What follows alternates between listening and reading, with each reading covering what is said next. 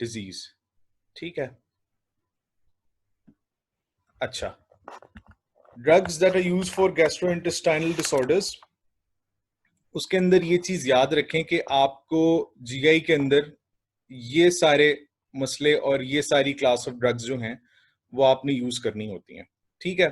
Mostly आपका जो problem आती है वो acid peptic disease, motility promoters, ठीक है, जिसमें आपके मेटोक्लोप्रामाइड और ये सारी चीजें आ जाती हैं। इरिटेबल बाउल सिंड्रोम एक चीज होती है, आगे चल के डिस्कस करते हैं, ठीक है। इन्फ्लेमेटरी बाउल डिजीज जिसमें आपके क्रोन्स डिजीज वगैरह वो आ जाते हैं। एंटी इमेटिक्स आ जाते हैं कि अगर किसी को खुदा ना खास्ता नौजिया या वॉमिटिंग बहुत ज्यादा शुरू हुई है तो उसके लिए आपने क्या करना है। अब आप लोगों का जो डोमेन है सारा वो कहाँ पे लाया करता है। नंबर एक, drugs use for acid peptic disease.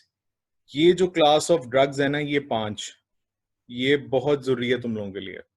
इसी में से तुम लोगों के प्रॉफ के 90% क्वेश्चंस जो हैं वो अब तक आए हुए हैं, ठीक है। ये दूसरे नंबर पर मोटिलिटी प्रोमोटर्स, उसके अंदर मेटोक्लोप्रामाइड आ गया, एक आधा सवाल एमसीक्यू इसमें से आता होता है।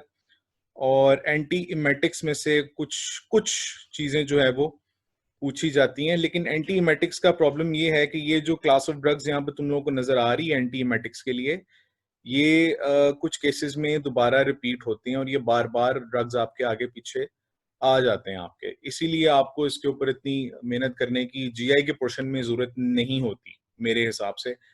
यहाँ पर एसिड पेप्टिक डिजीज सबसे अहम टॉपिक है जो तुम लोगों ने जीआई के अंदर पढ़ना है।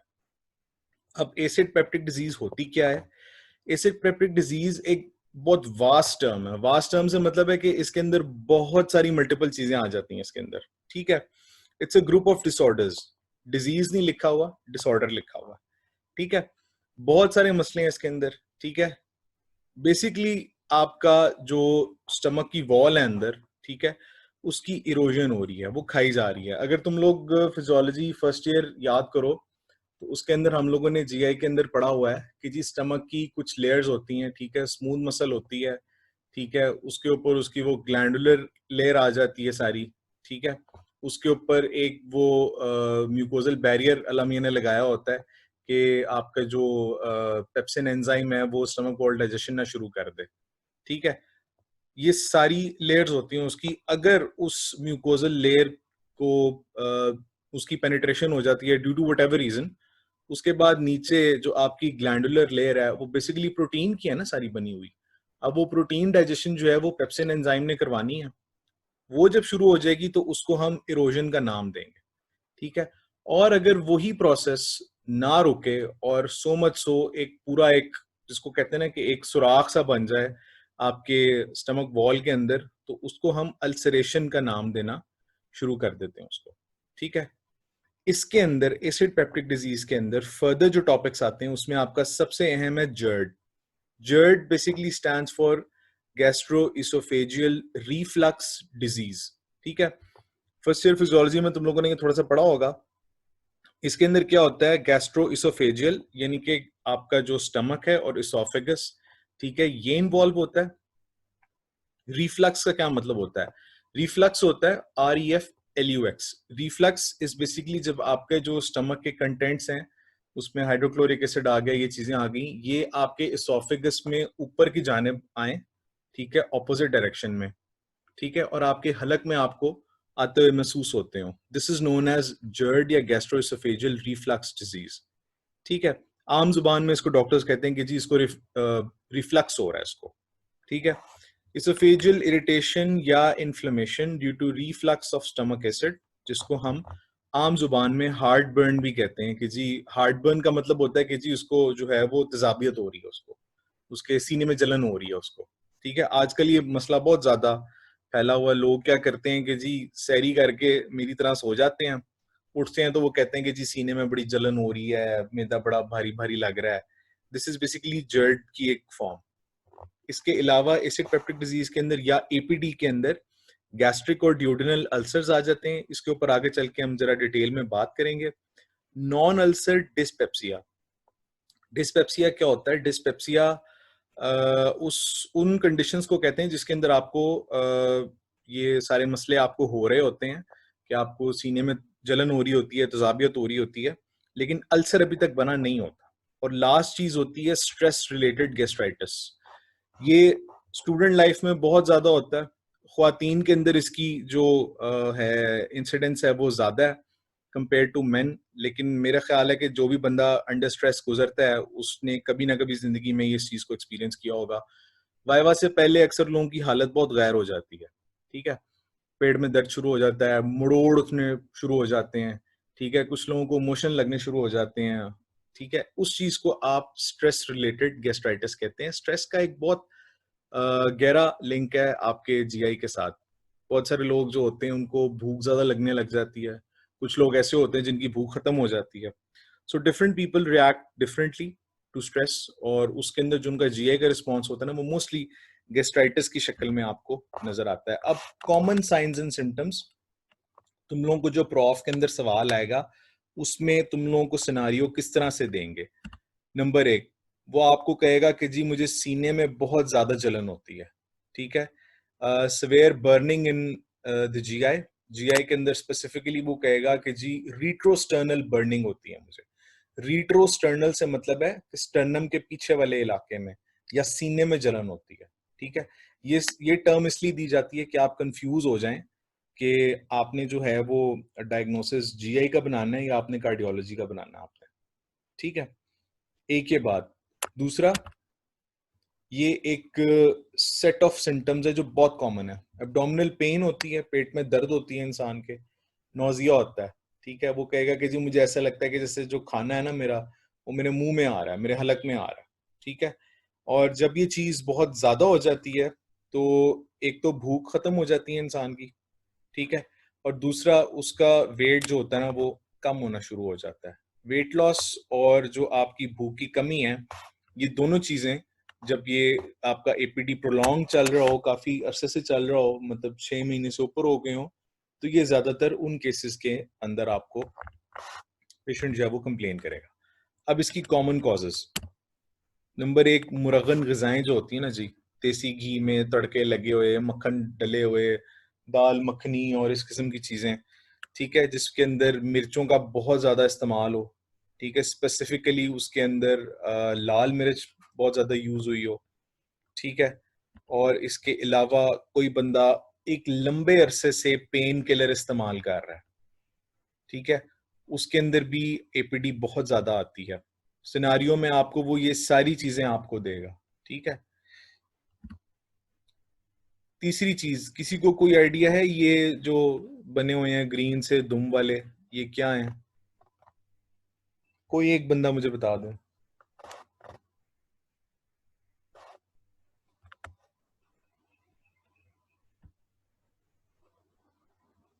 कौन कौन है आज ऑनलाइन? एमन नौरीन, आप बता सकती हैं ये क्या है?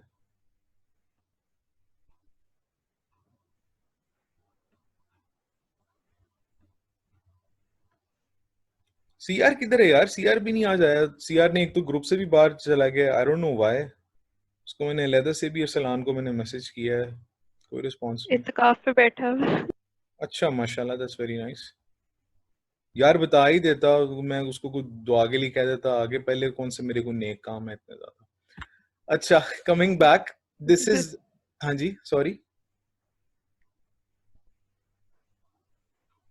Okay, this is helicobacter pylori यार। ये माइक्रो ऑर्गेनिज्म होता है जो स्टमक के अंदर आपके अल्सर्स कॉज करवाता है। This is the leading cause of ulcers, ठीक है।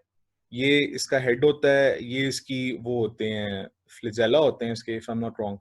और ये आपके स्टमक वॉल के अंदर जाता है और वहां पर ये स्टमक वॉल की इरोजन करवाकर अल्सर कॉज करवाता है, ठीक है। और लास्ट जो इसकी मेन कॉज होती है that is chronic alcohol abuse.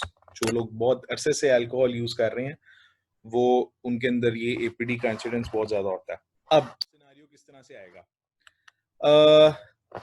35 साल से ऊपर, 40 साल, 45 साल, 50-55 साल का एक ओबीज आदमी है, ठीक है, आपके पास ओपीडी में आएगा।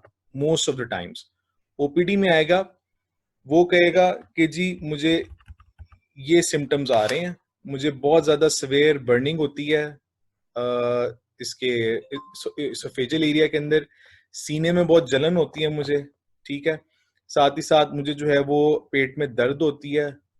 उसके ये भी सिम्टम्स हो सकते हैं, वो कहेगा मैं दिन में अच्छा भला होता हूँ, रात में अचानक बहुत सवेयर पेन मुझे एब्डोमेन में शुरू हो जाती है। ठीक है, इसके अलावा वो आपको नोजिया की कंप्लेन करेगा। ठीक है, साथ में वो आपको ये कह देगा कि जी वो बंदा चूंकि मोटा है और उसके मोटापे की वजह है ये मुरगन ग़िज़ाएं। ठीक है, और आप उसको कोई मजीद हिस्ट्री उससे पूछोगे तो वो कहेगा कि जी मुझे ना अक्सर जोड़ों में दर्द रहती है, तो मैं पिछले 15 साल से ना ये दर्द की गोलियां जो है वो मैं खा रहा हूँ। ठीक है, थोड़ी आप उसकी इन्वेस्टिगेशन कराओगे तो आपको एच पाइलोरी जो है उसका पॉजिटिव आ जाएगा उसका, जिसका मतलब ये होता है कि जी इस बंदे को जो है वो अल्सर या तो बनने वाला है या बन रहा है या बनना शुरू हो गया उसको। रेयर केसेस में वो आपको क्रॉनिक अल्कोहल की हिस्ट्री भी आपको जो है वो देगा। दिस इज हाउ आपका एसिड पेप्टिक डिजीज का या आपका जीआई का सिनेरियो आता है। ठीक है, अब जो ड्रग्स आपने देनी है एसिड पेप्टिक डिजीज के अंदर, उसमें सबसे पहली ड्रग आती है एंटासिड। एंटासिड बेसिकली क्या होती है? वीक बेस होती है। बचपन से पढ़ते आ रहे हैं कि एसिड और बेस जब मिलते हैं तो वाटर और सॉल्ट जो होता है वो बनता है, न्यूट्रलाइज हो जाते हैं दोनों। इसका काम भी यही होता है कि ये जाकर हाइड्रोक्लोरिक एसिड को न्यूट्रलाइज करवा देती है। किस तरह से? By reacting with the protons in the lumen of the gut. Proton H positive ion को कहते हैं जी, ये चीज याद रखिएगा।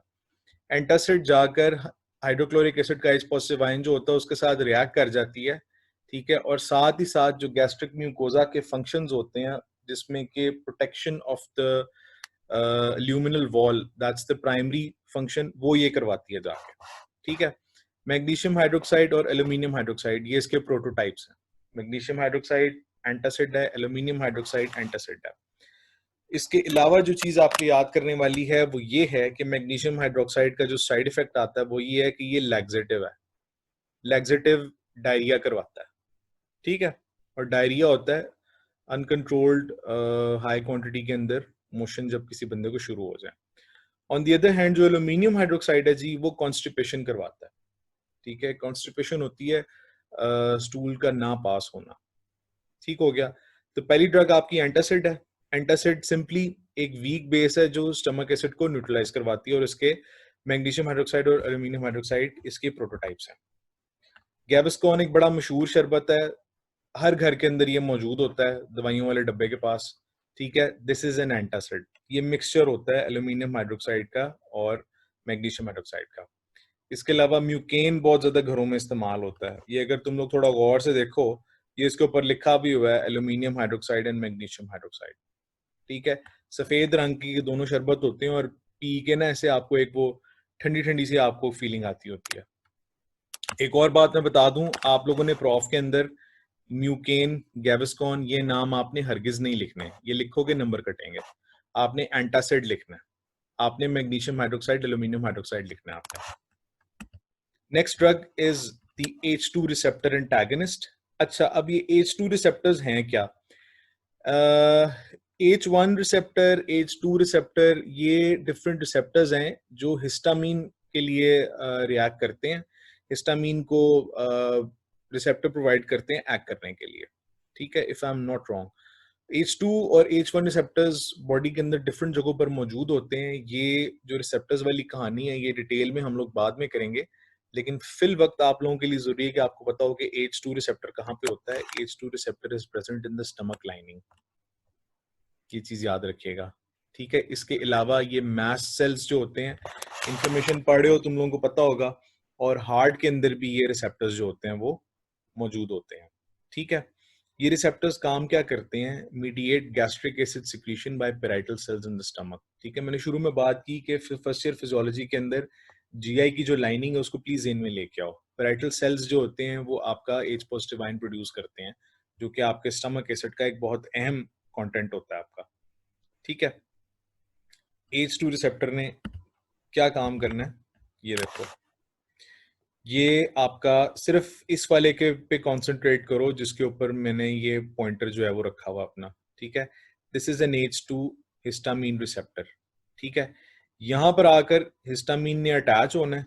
ठीक है, ये जी प्रोटीन कपलिंग के थ्रू आपका एडिनाइल साइक्लेज जो है उसको एक्टिवेट करेगा, जो कन्वर्ट करेगा एटीपी को साइक्लिक एएमपी के अंदर। ठीक है, इसने क्या करना होता है, सिर्फ ये याद रखो कि इसने हाइड्रोजन आयन जो प्रोटॉन है उसकी सिक्रीशन इसने इंक्रीज करनी है। मैं दोबारा बता रहा हूं, हिस्टामीन रिसेप्टर आपके स्टमक वॉल लाइनिंग के अंदर लगा हुआ है, ठीक है। इसके अंदर आकर हिस्टामीन अटैच कर जाता है। हिस्टामीन अटैच करने के बाद जी प्रोटीन कपलिंग के थ्रू इसने एडिनालाइल साइक्लेज को जो है वो एक्टिवेट करना है। एडिनालाइल साइक्लेज नाम से पता लग रहा है एंजाइम है। इस एंजाइम ने एटीपी को कैंप में चेंज किया। कैंप ने आगे चल के, बीच वाली कहानी छोड़ दो, एच पॉजिटिव आयन की सिक्रीशन जो होती है वो बढ़ा देनी होती है through proton pump. Proton pump पे आगे चल के बात करते हैं, ठीक है। अब अगर तुम लोग देखो तो this is effective in the treatment of GERD, ठीक है। रिफ्लक्स के लिए ये यूज होता है, पेप्टिक अल्सर डिजीज के लिए यूज होता है। दो तरह के अल्सर्स होते हैं आपकी जिंदगी के अंदर। एक होता है वो अल्सर जो आपके स्टमक में हो, जिसको आप पेप्टिक अल्सर कहते हो, और दूसरा आपके ड्यूडनम में हो, जिसको आप ड्यूडनल अल्सर कहते हो, ठीक है। नॉन अल्सर डिस्पेप्सिया और prevention of stress related gastritis के अंदर भी ये इस्तेमाल हो रहा है।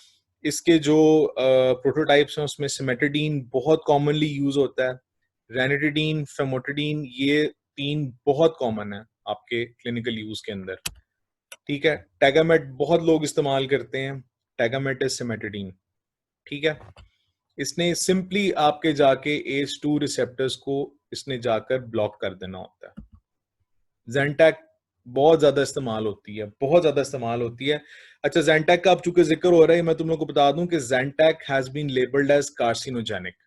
कार्सिनोजेनिक वो ड्रग जो कैंसर करवाती है, इसीलिए अब जेंटैक आपको मार्केट में नहीं मिलती, इसको बंद कर दिया उन्होंने। किसी भी और नाम से जाकर लोगे नहीं मिलेगी। रेनिटिडीन ये देखो लिखा हुआ इसके ऊपर, सिमेटिडीन लिखा हुआ इसके ऊपर, ठीक है। किसी भी दवाई का पता करना हो कि इसमें है क्या, उसका जो कमर्शियल नेम होता है उसके नीचे ब्रैकेट्स के अंदर ना लिखा होता है कि इसका फॉर्मूला है क्या, ठीक है। ये जी आपका आ गया ACE2 रिसेप्टर हिस्टामीन वाला, इसका सारा आपने नॉर्मल एक्शन देख लिया। सिमेटिडीन ने जाकर इस रिसेप्टर को जब ब्लॉक कर देगी तो इसके साथ हिस्टामीन अटैच नहीं होगा, ना हिस्टामीन अटैच होगा, ना एडिनिलाइल साइक्लेज एक्टिवेट होगा, ना कैंप बनेगा, ना आपका एच पॉजिटिव आयन पैदा होगा। आपकी जो स्टमक की जो गैस्ट्रिक एसिड सिक्रीशन है वो कम हो जाएगी आपकी। This is how cimetidine is going to work. तीसरा जी जो सबसे अहम चीज है, that is a proton pump inhibitor. ये आपका प्रोटॉन पंप इनहिबिटर या PPI, याद रखें आपके जितने भी एसिडिटी वाले ड्रग्स हैं ये सबसे ज्यादा इंपॉर्टेंट है। और कोई ड्रग आए ना आए, ये ड्रग लाजमी आना चाहिए आपको, क्योंकि इसमें इसके ऊपर पिछले 3 साल से SCQ आ रहा है फार्माकोलॉजी के अंदर। What is the mechanism of action of PPI? Write down any 2 side effects of PPI, ठीक है। ओमेप्राजोल का एक्शन बता दें जी, ओमेप्राजोल किस तरह से काम करता है। प्रोटॉन पंप इनहिबिटर, इसके जो प्रोटोटाइप्स हैं उसमें ओमेप्राजोल, एसोमेप्राजोल, ठीक है। डेक्सलैंसोप्राजोल इज, पहले ये लैंसोप्राजोल के नाम से सेल होता था, अब ये डेक्सलैंसोप्राजोल के नाम से सेल हो रहा है, ये नया सॉल्ट आया है। पेंटोप्राजोल भी यही चीज होती है, ठीक है। हाफ लाइफ इनकी 1 से 2 घंटे और ये 24 घंटे तक अपना एक्शन जो है वो करते रहते हैं। याद रखिएगा, this is the first line of therapy for GERD, drug of choice जिसको हम कहते होते हैं, प्रोटॉन पंप इनहिबिटर। MCQ में आ जाए, जर्ड हो रहा है, नॉन अल्सर डिस्पेप्सिया हो रहा है, अल्सर शुरू हो गया है, what would be the first line of drug? आपका आइडियल ड्रग क्या होगा, ड्रग ऑफ चॉइस क्या होगा? आंख बंद करके प्रोटॉन पंप इनहिबिटर लिख देना वहां पे।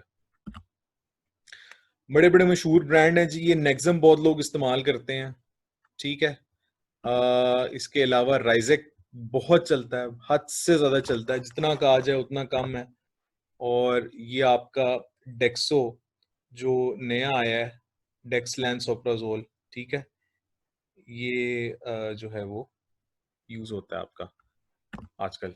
मैकेनिज्म ऑफ एक्शन इसका बहुत इंपॉर्टेंट है यार, ये रट लो प्लीज। PPI होता क्या है? लिपोफिलिक वीक बेस होती है, ठीक है। ये क्या करती है, ये पैराइटल सेल कैनालिकुलाई जो उसके अंदर कैनालिकुलाई मौजूद होते हैं, जो छोटे छोटे बारीक से कैनाल्स गुजर रहे होते हैं, ये वहां पर जाकर डिफ्यूज करता है, ठीक है, और अपनी कॉन्सेंट्रेशन वहां जाकर इंक्रीज कर लेता है, ठीक हो गया। There they go, undergo conversion to compounds that irreversibly inactivate the parietal cell hydrogen potassium ATPase, ठीक है। आपका जो प्रोटॉन पंप इनहिबिटर है वो आपके उसी स्लाइड के ऊपर जा रहा हूं, अब जरा इसको यहां पर देख लो। प्रोटॉन पंप इनहिबिटर ओमेप्राजोल, ठीक है, ये आपका प्रोटॉन पंप है। ये वो पंप है जिसने पोटेशियम को अंदर एब्जॉर्ब करवा के सेल के अंदर आपका हाइड्रोजन बाहर फेंकना होता है। ये आपका जिम्मेदार होता है आपके H पॉजिटिव आयन प्रोडक्शन का, आपके एसिड सिक्रीशन का। ये बाहर निकलता जाएगा, एसिडिटी आपके स्टमक में बढ़ती चली जाएगी। ठीक हो गया। अब इसने क्या करना है, ओमेप्राजोल ने जाकर या पीपीआई ने जाकर इसको परमानेंटली या इरिवर्सिबली इनएक्टिवेट कर देना है। क्यों? एटीपीएज का एक्शन ब्लॉक करके। हाइड्रोजन पोटेशियम एटीपीएज जो एंजाइम है वो नहीं बनेगा। आपका जो H पॉजिटिव जो आपका ये प्रोटॉन पंप है ये आपका इरिवर्सिबली इनएक्टिवेट हो जाएगा। ठीक है, और यही चीज आपकी रिस्पॉन्सिबल होती है स्टमक एसिड के ऊपर एक्ट करने में। ये स्लाइड बहुत इंपॉर्टेंट है, इसको मैं जितना कहूं उतना कम है। इसको प्लीज रट्टा मार लेना। Mechanism of action of proton pump inhibitor, omeprazole, esomeprazole, lansoprazole, ये एज इट इज आता होता है तुम लोगों को। ठीक है, जो एग्जामिनर है वो आपकी ये लाइन पढ़ना चाहता है, एक के पैराइटल सेल कैनालिकुलाई के अंदर डिफ्यूज कर गई, ठीक है, प्रोटोनेट हो गई, मैंने मतलब कि आयन की शक्ल में चेंज हो गई। ठीक है, और जिस बच्चे ने अपने एससीक्यू के आंसर में ये लिखा होता है ना, irreversibly inactivate the parietal cell hydrogen potassium ATPase, उसको नंबर पूरे मिल जाते हैं। जो इर्द गिर्द चीजें लिखता रहता है उसको नंबर नहीं मिलते। This is how it works, blocking the proton pump inhibitor, the proton pump, इसीलिए इसको नाम से ही पता लग रहा है इसको प्रोटॉन पंप इनहिबिटर कहते हैं। अच्छा, इसके जो क्लिनिकल यूजेस हैं मैंने तुम लोगों को बता दिया कि ये हाइपर एसिडिटी में बहुत अच्छा है। ठीक है, अल्सर्स के लिए बहुत अच्छा है, फर्स्ट ड्रग है आपका।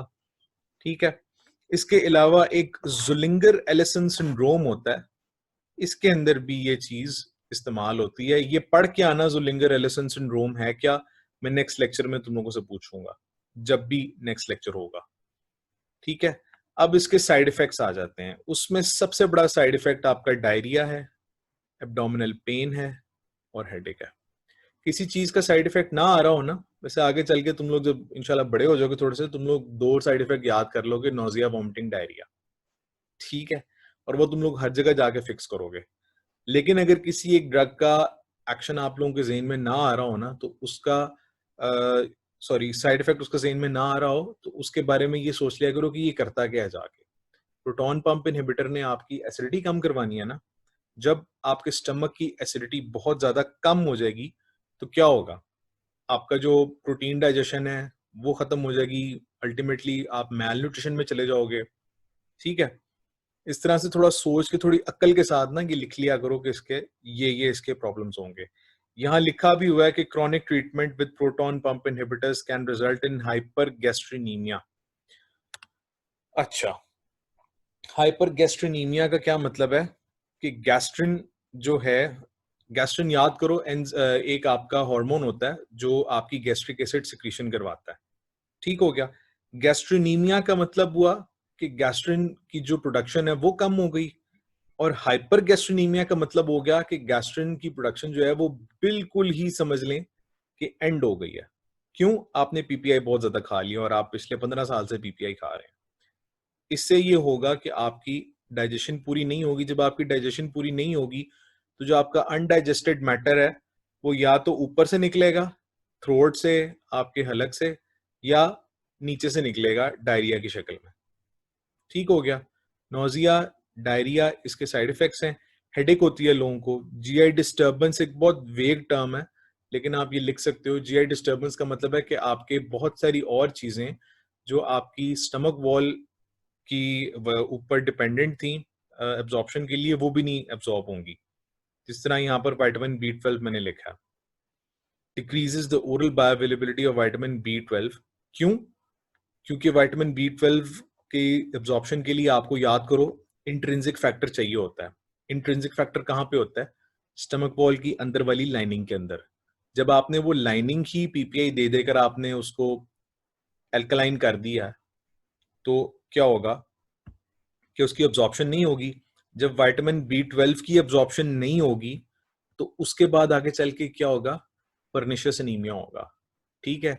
आपको न्यूरल सिम्टम्स आपको आने शुरू हो जाएंगे जो पर्निशियस एनीमिया के फीचर्स होते हैं। ठीक हो गया। अच्छा, इसने यहाँ पर ना, ये मैंने डायग्राम उठाई है लिपिनकॉर्ड से, इसने यहाँ पे बोन फ्रैक्चर्स भी लिखा हुआ।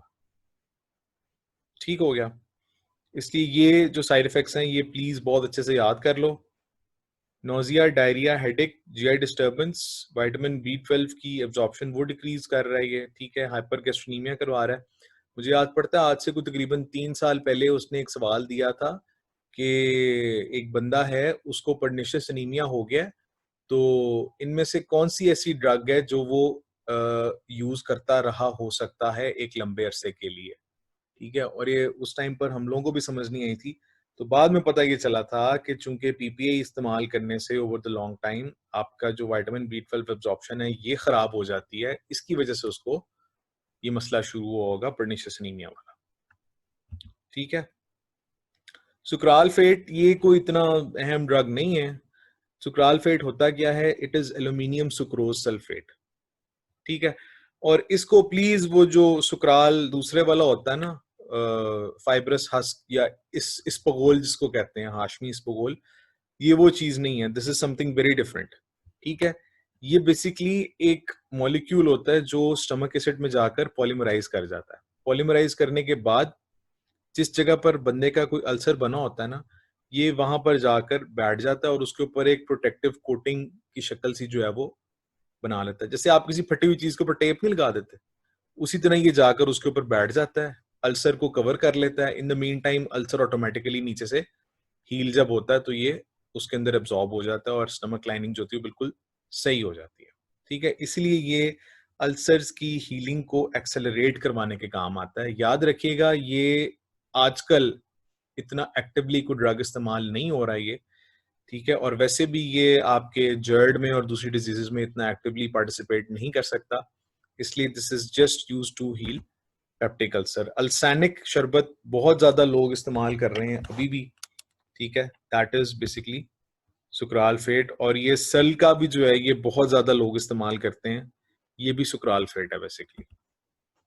मीजोप्रोस्टोल भी एक ऐसा ही ड्रग है जो कि अब आजकल ज्यादा कॉमन प्रैक्टिस में नहीं यूज होता। ये सिंपली आपकी म्यूकोजल प्रोटेक्शन इंक्रीज करवा देता है और एसिड सिक्रीशन जो है उसको कम करवा देता है। और जो लोग बहुत ज्यादा NSAID या non steroidal anti inflammatory drugs या वो ड्रग्स जो कि दर्द में और बुखार में बहुत ज्यादा लिए जाते हैं, ठीक है, उनकी वजह से होने वाले अल्सर्स को भी ये कम कर देता है।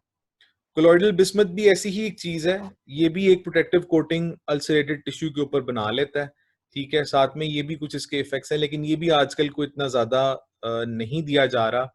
कुछ जो एंटी डायरियल ड्रग्स होते हैं उनके अंदर कोलोइडल बिस्मथ जो है वो इस्तेमाल होता है और इसकी प्रोलॉन्ग यूज या इसकी साइड इफेक्ट के अंदर ब्लैक स्टूल्स आ जाते हैं, ठीक है। याद रखें कि आपका ये जो हाइपर एसिडिटी के जो ड्रग्स हैं, 7 ड्रग्स हैं, अभी ये क्लास पे बात करनी है मैंने। ये 7 ड्रग्स के अंदर से आपका जो प्राइम इंपॉर्टेंस का ड्रग है दैट इज PPI, ठीक है। उसके बाद एंटासिड है, फिर आपका जो हमने पढ़ा था H2 रिसेप्टर एंटागनिस्ट हैं, सिमेट्रिडीन वगैरह वो हैं आपके, ठीक है। फिर आपका सुक्रालफेट आ जाता है। कोलोइडल बिस्मथ और मिसोप्रोस्टोल जो हैं वो उनके और बहुत सारे यूजेस होते हैं, वो हाइपर एसिडिटी में उतने को फायदेमंद नहीं होते हैं। वो पेप्टिक अल्सर क्या चीज होती है, मैंने तुम लोगों को शुरू में एक बात की थी कि जी 2 तरह का अल्सर होता है, एक आपका जो स्टमक वॉल के अंदर हो और एक आपका जो आपकी ड्यूडेनम के अंदर हो। ये देखो इस तरह की शक्ल होती है अल्सर की। ये अगर डायग्राम तुम लोग क्लियरली देख सको तो थोड़ी छोटी है साइज में, ये देखो इस तरह की शक्ल होती है। ये जो खातून है ये उल्टियां कर रही हैं क्योंकि इनको अल्सर शुरू हो गया H पाइलोरी की वजह से, ठीक है। अब दोनों में फर्क क्या होता है, ड्यूडेनल अल्सर के अंदर और पेप्टिक अल्सर के अंदर 2 तरह के फर्क होते हैं। जो आप ऐसा कुछ मरीज आते हैं वो आकर कहते हैं जी मेरे स्टमक में पेट में बहुत ज्यादा पेन होती है, ठीक है, लेकिन जब मैं कुछ खा लूं, थोड़ा खाना खा लूं, दूध पी लूं या कोई भी चीज खा लूं मैं, तो उससे मुझे दर्द में आराम आ जाता है। ऐसा अल्सर जिससे आपके स्टमक पेन में आराम आ जाए वो ड्यूडेनल अल्सर होता है, ठीक है। इस तरह से आप डिफ्रेंशिएट कर सकते हो कि ये अल्सर जो इसको मरीज को बन रहा है ये ड्यूडेनल है या पेप्टिक है। पेप्टिक अल्सर के अंदर खाना खाने से कोई फर्क नहीं पड़ता। ड्यूडनल अल्सर खाना खाने से उसमें पेन में कमी आ जाती है, आराम आ जाता है। नंबर एक। नंबर दो, जो आपके ड्यूडनल अल्सर्स होते हैं, ये ज्यादातर इनकी पेन जो होती है वो रात के वक्त शुरू होती है। दिन बंदे का अच्छा भला गुजर जाता है, रात के टाइम उसको ड्यूडनल अल्सर की पेन होती है और ये बहुत सवेयर पेन होती है। This is key point in differentiating both sorts of ulcers. ठीक है। Last and final is antibiotics. Antibiotics आपके जो यूज होते हैं वो यूज होते हैं स्पेसिफिकली एच पाइलोरी के लिए। ठीक है। एच पाइलोरी जो अल्सर करवाता है वो आपका ओमेप्राजोल वगैरह से एज इट इज उस तरह से अच्छा सिंपली कंट्रोल नहीं होता। आपको इस ऑर्गेनिज्म को मारने के लिए आपको एंटीबायोटिक्स देने पड़ते हैं। ठीक है। क्रॉनिक इन्फेक्शन एच पाइलोरी से उन लोगों के अंदर ज्यादा होती है जो दर्द की दवाइयां या एनासिड्स जो होते हैं वो ज्यादा इस्तेमाल करते हैं। इनकी एनासिड खा खा के, पेन किलर खा खा के स्टमक वॉल जो होती है वो इतनी कमजोर हो गई होती है कि एच पाइलोरी इसके ऊपर जाकर तसल्ली से जाकर अपना काम दिखाता है और वहां पर अल्सर पैदा करता है। अब आपने इसके लिए क्या करना है अगर किसी बंदे का एच पाइलोरी पॉजिटिव है? याद रखो सिनारियो के अंदर वो जो सिम्टम्स मैंने पीछे सारी राम कहानी सुनाई है, ठीक है, अल्सर की क्रॉनिक सिम्टम्स, उसके एक्यूट सिम्टम्स और जो एपीडी के मैंने तुम लोगों को बताए हैं, वो सब के सब इसके ऊपर लागू होंगे। साथ में वो ये कह देगा कि जब उसने अपना एच पाइलोरी का टेस्ट करवाया या उसने यूरिएज टेस्ट करवाया, यूरिया टेस्ट करवाया, तो वो पॉजिटिव आया एच पाइलोरी के लिए। अगर उसने आपको सिनारियो के अंदर एच पाइलोरी कह दिया है तो आपने उसको एंटीबायोटिक्स का ये रेजिमेन यहाँ पे लिखा हुआ है, ये आपने उसको बताना है कि जी हम मरीज को 7 दिन के लिए प्रोटॉन पंप इनहिबिटर देंगे, पीपीआई, क्लेरिथ्रोमाइसिन देंगे। क्लेरिथ्रोमाइसिन एक एंटीबायोटिक है, अभी सिर्फ इसका नाम याद कर लो। और एमोक्सिसिलिन देंगे, ये भी एंटीबायोटिक है, इसका नाम याद कर लो। ये 3 ड्रग्स की रजीम आपने उस बंदे को शुरू करवानी है जिसका एच पाइलोरी पॉजिटिव आ गया। इसको हम ट्रिपल रजीम कहते हैं, triple regime for ulcers specifically for H pylori. 7 से 10 दिन के लिए दी जाती है ये। ठीक है। एक प्रोटॉन पंप इनहिबिटर सुबह होता है उसके अंदर, ठीक है, एक टाइम क्लेरिथ्रोमाइसिन होती है 250 वाली, और 2 टाइम आपकी एमोक्सिल होती है। जिन लोगों को एमोक्सिल से या पेनिसिलिन से एलर्जी होती है उनको मेट्रोनिडाजोल एक एंटीबायोटिक है वो भी दिया जाता है। ठीक है। मेट्रोनिडाजोल जो फ्लैजिल हम खाते हैं उसके अंदर मेट्रोनिडाजोल मौजूद होता है उसके अंदर। ठीक हो गया, मेट्रोनिडाजोल इज फ्लैजिल। ठीक है। आज के लिए इतना ही। जो चीज तुम लोगों को मैं बताना चाह रहा था मेन वो ये है कि आपके पीपीआईज बहुत इंपॉर्टेंट हैं। पीपीआईज बहुत अच्छे से याद करो। ठीक है। उसके बाद आपके ये H2 रिसेप्टर एंटागनिस्ट, ये बहुत अच्छे से याद करो।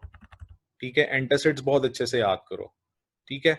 जो पेट एमसीक्यूज इसमें आते होते हैं उसमें नंबर एक चीज ये होती है कि जी आपका ड्रग ऑफ चॉइस क्या है? ड्रग ऑफ चॉइस पीपीआई है। ठीक है। एच पाइलोरी अगर पॉजिटिव आ गया किसी बंदे का तो उसको ये आपने एंटीबायोटिक्स आपने 3 उसको ट्रिपल रजीम उसको स्टार्ट करवा देनी है जिसके अंदर पीपीआई है, क्लेरिथ्रोमाइसिन है और एमोक्सिसिलिन है। ठीक हो गया। और मीसोप्रोस्टोल और क्लोरल बिस्मथ ये इतने को इम्पोर्टेंट नहीं है, ये बेशक छोड़ दो। सुक्रालफेट भी पूछा जाता है कि अल्सर के लिए यूज होता है। और इसके अलावा स्पेसिफिक इनमें से एमसीक्यूज जो आते होते हैं ना, वो आते होते हैं कि जी एंटासिड जो होता है वो इनमें से किस चीज के लिए यूज होता है। तो आपने ये लिखना होता है कि जी ये न्यूट्रलाइजेस स्टमक एसिड। ठीक है। गैस्ट्रिक मुकोजा की जनरल प्रोटेक्शन के लिए है। और H2 रिसेप्टर कहाँ पे यूज होता है? GERD, peptic ulcer. ठीक है। प्रोटोटाइप्स पता होने चाहिए इसके। और तो सबसे पहली चीज आपकी हो रही है बात जिसके ऊपर, that is drugs promoting the upper GI motility. ठीक है। इनको हम प्रोकाइनेटिक्स भी कहते हैं। अपर जीआई से जब हम बात करते हैं तो upper GI is preferably stomach, oesophagus. ठीक है। और इस एरिया को हम अपर जीआई कहते होते हैं। ये वो ड्रग्स हैं जो गैस्ट्रो इंटेस्टाइनल मोटिलिटी को इंक्रीज करवाते हैं। ठीक है। इसमें सबसे ज्यादा जो प्रोटोटाइप यूज होता है that's metoclopramide followed by domperidone. ठीक है। अब ये होते क्या हैं? They are D2 dopamine receptor antagonist. D2 receptors के ऊपर जाकर ये एक्ट करते हैं और उनकी ब्लॉकेज करवा देते हैं ये। ठीक है।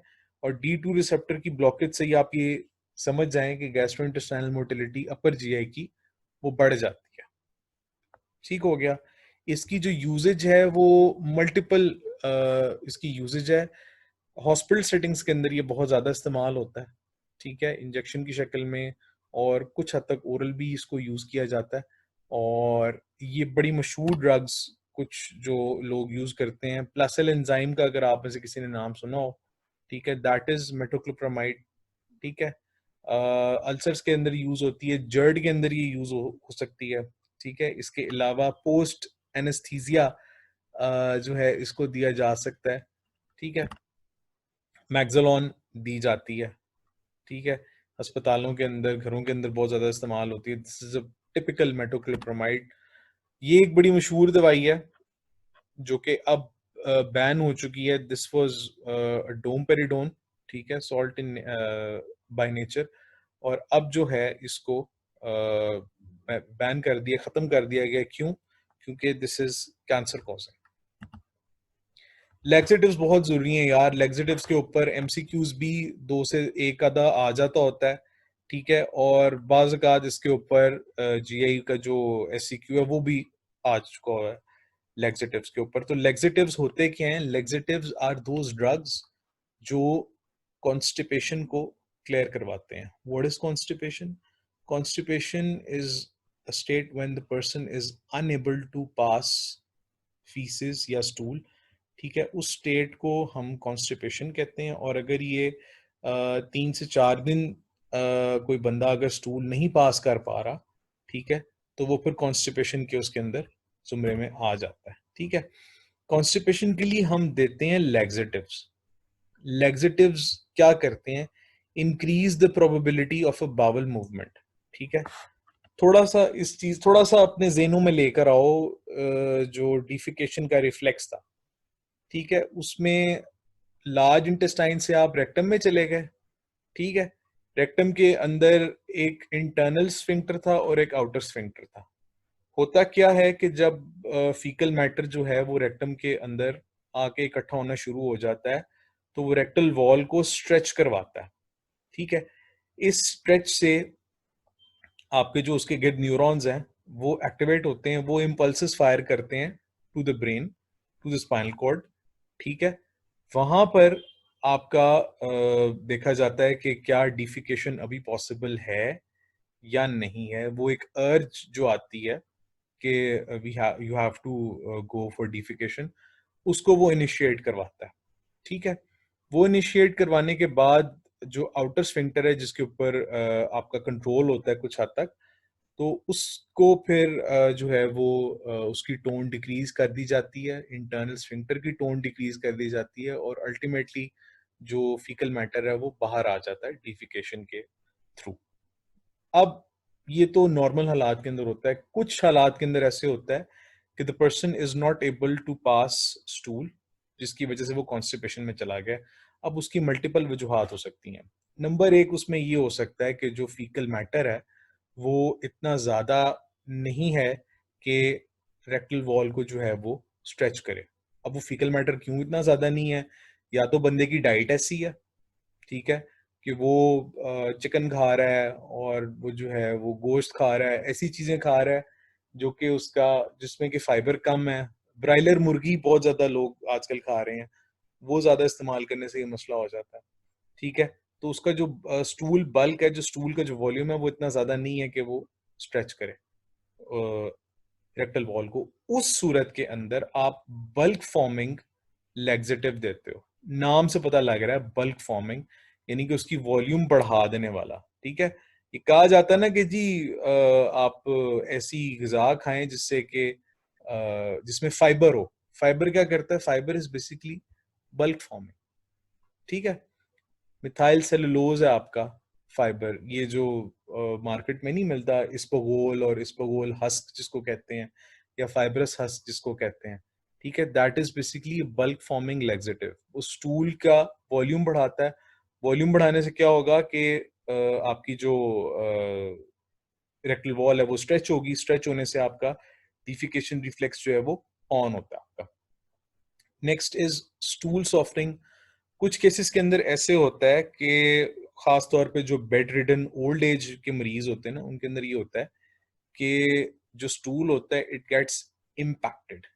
इम्पैक्टेड क्या होता है कि स्टूल काफी अरसे से वहां पर पड़ा रहता है, ठीक है, और उसके अंदर ये होता है कि वो पानी की कमी की वजह से द स्टूल इज हार्ड, थोड़ा पानी वैसे ही रीअब्सॉर्ब हो जाता है रेक्टल एरिया के अंदर, तो द स्टूल बिकम्स हार्ड। और जब ये हार्ड होता है तो ये इम्पैक्टेड हो जाता है। इम्पैक्टेड जो वर्ड होता है ना वो हम यूज करते हैं कि किसी जगह पर जैसे कोई चीज जाके फंस गई है, ठीक है, वो इतना हार्ड हो गया है कि उसको जीआई नॉर्मल मूवमेंट से, उसको पेरिस्टाल्टिक मूवमेंट से डिफिकेशन जो है वो पॉसिबल वहां पर नहीं है, ठीक है।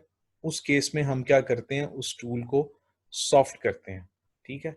और सॉफ्ट किस तरह से किया जाता है? ग्लिसरीन देकर, डोक्यूसेट देकर, मिनरल ऑयल देकर, ठीक है। ये मिसालें हैं लेग्जेटिव्स की, ठीक हो गया। अब ये आ गया आपका ऑस्मोटिक लेग्जेटिव। ऑस्मोटिक नाम से पता लग रहा है कि ये ऑस्मोसिस करवाता है, ठीक है। वो स्टूल जो कि रेक्टम में पड़ा हुआ है और पास नहीं हो पा रहा, ठीक है, दैट इज, कह लो कि ड्राई हो गया है, हार्ड हो गया है, तो उसके अंदर ऑस्मोटिक जब आप लेग्जेटिव देते हो तो ऑस्मोटिक लेग्जेटिव वहां पर जाकर ऑस्मोसिस करवाता है। ऑस्मोसिस के थ्रू ये रेक्टम के अंदर स्टूल की तरफ पानी खींचता है, ठीक है। आपने दिया, ये रेक्टम में गया, वहां से इसने वापस स्टूल की तरफ पानी खींचा। पानी खींचने से क्या होता है कि स्टूल की जो कंसिस्टेंसी है वो सॉफ्ट हो जाती है, ठीक है। उस पानी खींचने से स्टूल सॉफ्ट हुआ, और जैसे ही स्टूल सॉफ्ट हुआ, उस सॉफ्ट होने से पानी भी अंदर आया, ठीक है, बल्क भी बन गई उसकी, ठीक हो गया। तो उससे वो इजीली पास आउट हो जाता है। लैक्चुलोज, ये जो शरबत देते हैं ना बड़े मशहूर, ड्यूफलैक हो गया, ठीक है, और डल्कोलेक्स हो गया, इसकी गोलियां हो गई, ये सारे के सारे जो हैं ये ऑस्मोटिक डायूरेटिक्स हैं, ठीक हो गया। ये ना सिर्फ पानी अंदर से खींच लेते हैं, रेक्टम के अंदर से स्टूल के अंदर पानी आ जाता है, स्टूल की वॉल्यूम भी इससे बढ़ जाती है और स्टूल सॉफ्ट हो जाता है, उसको पास करना इजी हो जाता है। स्टिमुलेंट एक और टाइप ऑफ लेग्जेटिव है। ये क्या करता है, ये जाकर जो है ना, जहां पर आपके इंटरनल एनल स्फिंक्टर और एक्सटर्नल एनल स्फिंक्टर्स हैं, ये वहां पर जाकर इरिटेशन कॉज करता है। इरिटेशन कॉज करने से आपके जो स्फिंक्टर्स हैं वो रिलैक्स हो जाते हैं, वहां पर कंट्रैक्शन होनी शुरू हो जाती है रेक्टल उसकी मसल्स की, और अल्टीमेटली जो है वो आपका स्टूल जो है वो पास हो जाता है, जिसमें आपकी मिसालों में आ जाते हैं, एलो आ जाता है, कैस्कारा, कैस्टर ऑयल, बिसाकोडाइल, ये बड़ा कॉमनली यूज किए जाते हैं एज स्टिमुलेंट्स कि आपका स्टूल जो है वो वहां से इजीली पास आउट हो जाए, ठीक हो गया। This was all about laxatives. इन जो टॉपिक्स हैं इनके अंदर लेग्जेटिव्स जो हैं वो बहुत इंपॉर्टेंट हैं। अच्छा, before I and this lecture, I'd like to share another thing with you guys.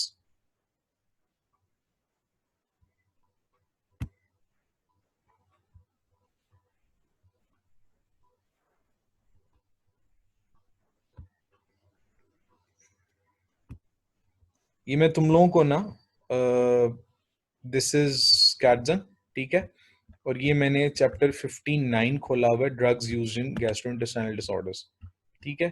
ये तुम लोगों का ये लेग्जेटिव्स वाला टेबल आ गया। अच्छा, अब इसके अंदर यहाँ पे एंटी डायरियल्स, पेज 486 के ऊपर ये पैराग्राफ लिखा हुआ है, ठीक है। डायफिनॉक्सिलेट, लोप्रामाइड, ये एंटी डायरियल्स हैं, ठीक है, ये डायरिया नहीं होने देते। इसके अलावा kaolin is also another anti diarrhoeal, ठीक है, पेक्टिन के साथ मिलकर ये भी एंटी डायरियल एक्शन करवाता है। ये आपसे सिर्फ और सिर्फ बाज़-औक़ात हो सकता है कि एमसीक्यू में पूछ लिए जाएं आपसे, इसीलिए आप लोगों को पता होना चाहिए होते ये हैं, ठीक है। इरिटेबल बाउल सिंड्रोम, अभी तक आप लोगों को कोई इसका सवाल नहीं दिया गया, इसीलिए ये मत पढ़िएगा। Drugs with anti emetic actions, इसके अंदर मल्टीपल ड्रग्स दिखे हैं। देखो, मेटोक्लोप्रामाइड की बात हमने की, H1 रिसेप्टर ब्लॉकर्स की बात हम लोग, H2 की बात हम लोग कर चुके हैं, ठीक है, this is H1। Diphenhydramine, anti muscarinic, dexamethasone steroid है, ठीक है, डोलोसेट्रॉन, पेलोनेसेट्रॉन, ओंडेंसेट्रॉन, ये वो ड्रग्स हैं जो एंटी इमेटिक एक्शंस होते हैं जिनके, ठीक है। एंटी इमेटिक का मतलब है कि एमिसिस नहीं होने देता। एमिसिस क्या होता है? एमिसिस होता है उल्टी आना, वॉमिटिंग आना, ठीक है। ये तमाम वो ड्रग्स हैं जो उल्टी नहीं आने देते, इसीलिए इनके नाम भी आप लोग एक दफा देख लीजिएगा। ये बड़ा एक पेट एमसीक्यू आता है कि कैंसर कीमोथेरेपी में कौन सा ड्रग दिया जाता है, तो उसमें ऑन्टेंसेट्रान बड़ा इसका इसमें ऑप्शन दी होती है, दैट्स द करेक्ट आंसर। ठीक है। मोशन सिकनेस, जो लोग पहाड़ों में जाते हैं, जिनका दिल खराब होता है मरी वगैरह के रास्ते में, उनको कौन सी ड्रग दी जाती है, तो उसके लिए ये स्कोपोलामिन दी जाती है। ठीक है। और एप्रीपिटेंट एक नया एंटी एमेटिक है जिसको के अभी अंडर डेवलपमेंट है और अभी ये यूज होना शुरू नहीं हुआ। ठीक है। ये बताने का मकसद सिर्फ ये है कि तुम लोगों को ये चीज जो है वो पता होनी चाहिए कि ये तुम लोगों को एमसीक्यू में आ सकती हैं ये चीजें। ठीक है। बाकी जीआई के अंदर जो आपका सारा जो स्ट्रेस होता है वो आपका होता है इसके ऊपर, एपीडी के ऊपर, फॉलोड बाय लैक्सेटिव्स। ठीक है। और ये इक्का दुक्का एमसीक्यूज वगैरह जो होते हैं वो एंटीमेटिक से आ गया या इस तरह की किसी चीज से आ गया। ठीक हो गया। अच्छा, drugs that inhibit the formation of gallstones, इसमें उर्सोडियोल, ये आपको नाम पता होना चाहिए। ये भी मैंने एक का कोई एमसीक्यू जो है वो देखा हुआ है किसी पेपर के अंदर या किसी जगह के अंदर। ठीक है।